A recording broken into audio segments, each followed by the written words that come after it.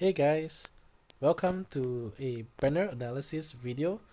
I decided to do this video because this is obviously a global first banner and event, and because of that I did not actually cover this banner in my pool plan video, so I decided to just make this as a separate standalone video. In this video I'll be covering this particular banner and the three characters on it, which is Squall, Jarland and Enna Kros. This is a little bit of a unique banner because it's a triple FR double BT banner. So if you are missing all of their kits, then I suppose there is a little bit of value here. Before I talk about the pros and cons of this banner, a little bit about the three characters here, and I guess the best place to start is with Squall, because this is more or less Squall's event, given the name and the fact that they use his student ID in the score of the event. Pretty hilarious if you ask me. Anyway, Squall receives a rework on this stage, and his rework is pretty massive overall, given that he hasn't get any rework for a long time already. So first of all, Squall's rework increases all his damage output and HP dumps across his entire kit. So this includes his S1, S2, LD, and EX. While his BT weapon is not new, his BT does also receive a little bit of rework, where it now provides the entire party with HP damage cap up plus 30%, and Squall himself will get plus 50% on top of that, which means that while his BT aura is up, he gets a massive 80% boost to his HP damage cap, which is currently the highest in the game from a single source. On top of this, while his BT aura is up, his EX auto refills every single turn, which means that you can just spam EX with him the entire time while he's in BT mode, or I guess while his BT aura is up. This is also pretty huge because his EX does also receive a rework on damage, and while it still does very nice damage to single target, it now also carries 50% splash on its HP dumps to the rest of the enemies, so this is a significant source of damage for him. Now in this event, Squall also gets a new FR weapon. His FR weapon is pretty good overall because the conditionals are easy for him to fulfill. It requires you to just deal melee damage for plus 30%, and if you take an action while you have a special buff or effect that has stacks, you get plus 40%. Along with this, Squall also get access to his force boards and force echoes. Now, how good is Squall exactly? He is really a selfish damage dealer in the sense that he doesn't really provide a lot of utility to the party beyond the damage. I guess his BT does have a little bit of aura, so that's something, but even with that, he actually does pretty nice damage overall, and he of course specializes in AoE damage. So for example, if you haven't pulled for any AoE damage dealers and you don't have Rinoa, for example, then Squall is certainly a good pickup. There's been a lot of calculations and math comparing Squall to other top tier damage dealers, and credits to notable content creators like Cell from Thornberry Troop, Destrov, and Skodong. They've done a lot of research in this. Suffice to say, Squall has the potential to be top tier damage dealer, and depending on the party makeup, he can potentially output, I guess, as much damage or sometimes even a little bit more damage versus Rinoa, who is our current AoE damage specialist. That being said, I think overall his damage is certainly good, but it's not going to be sort of like a new level of power creep. It's sort of on par with the best damage dealers that we have in the game now, and that's not necessarily bad, because I suppose there will be players who have missed his kit and such. But if you are pretty comfortable with your DPS roster and you have the big guns like Rinoa and Tifa, then I think Squall is really on par there. Moving on to Jack Garland. Jack Garland is a rerun here. He doesn't receive anything new. There's no rework for him, and very importantly, he does not get access to force boards here.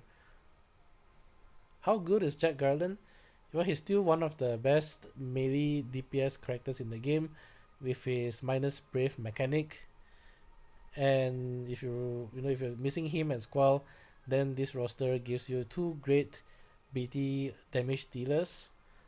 But the fact that Jack Garland doesn't have access to force echoes, I think currently works against him, because we do have a lot of very strong uh, characters who can deal nice damage, and they have access to echoes as well. I mean, Squall is one fine example, but you also have characters like Tifa and maybe even Sarah with a BT plus does actually do some nice damage, and they give you force echoes to boot. So on that virtue, I think it's increasingly more difficult to justify a slot in your party for Jack Garland, and especially since he's on this banner, the question you have to ask yourself is, if I pull on this banner and I get Squall, is there really a lot of incentive for me to use Jack Garland? And the answer really, I think, is unfortunately no for him. Finally, we have Enna Kros, and Enna Kros is actually another top tier DPS. She is a little bit different because she still does not have her BT weapon released so far in the global version of the game, but she does have her force weapon released before, so her force weapon is a rerun here. If you did pull for Penelo in the GL anniversary event, then Enna Kros is actually a very good pickup, and you don't even need her FR weapon. The main point of Enna Kros is to actually use either her LD or EX when you are at 999% force gauge bonus.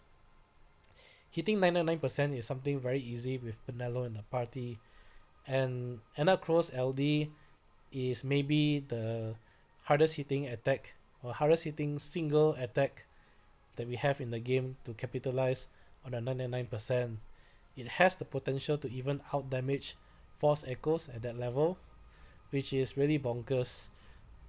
Currently with full setup with strong auras like Charlotta and with launch, her LD has the potential to deal roughly around 90 million damage per use, and she has 3 uses of her LD. All things considered, one other thing I want to mention about Enna Kros is that she also does not get access to force bots on this event, so no force echoes for her, and for that reason I don't think her FR is particularly attractive. Most of the time when you're using Enna Kros, you'd be using Penelo next to her. Otherwise, there's really not a lot of reason to bring Enna Kros, unfortunately. And in Penelo's force time, you won't be able to use Enna Kros FR any longer. So I don't really think her FR is very necessary. Overall, for this banner, while I did mention at the start it is a triple FR double BT banner, so there is a little bit of value here. The one thing you have to consider though is that all 3 characters on this banner are DPS. On the bright side, they are DPS that sits near the top or at the top of the DPS meters currently. Usually in banners, the secondary featured characters are rather lackluster and they are pretty outdated without reworks. It's not really the case here on this banner.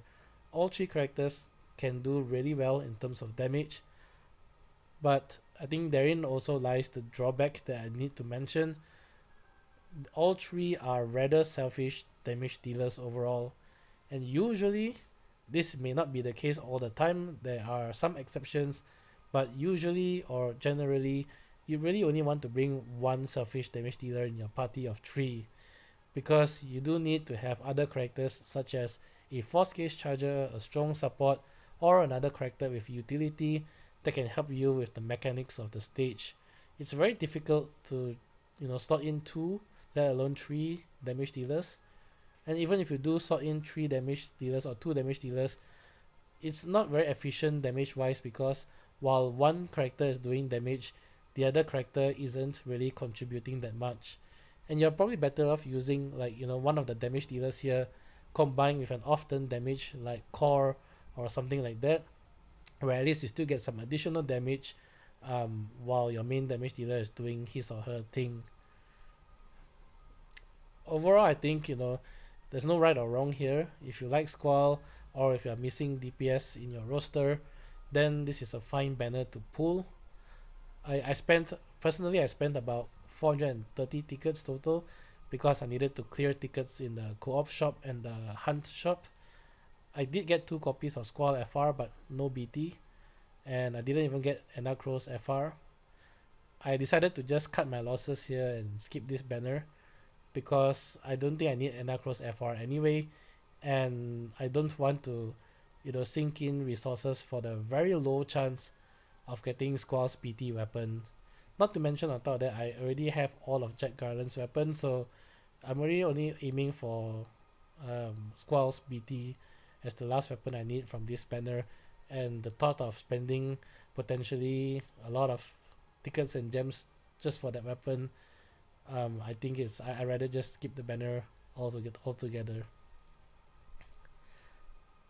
So that's it for this video. I hope it at least has been somewhat helpful if you're still on the fence on deciding whether to pull or not. And if you do decide to pull, I wish you the best of luck.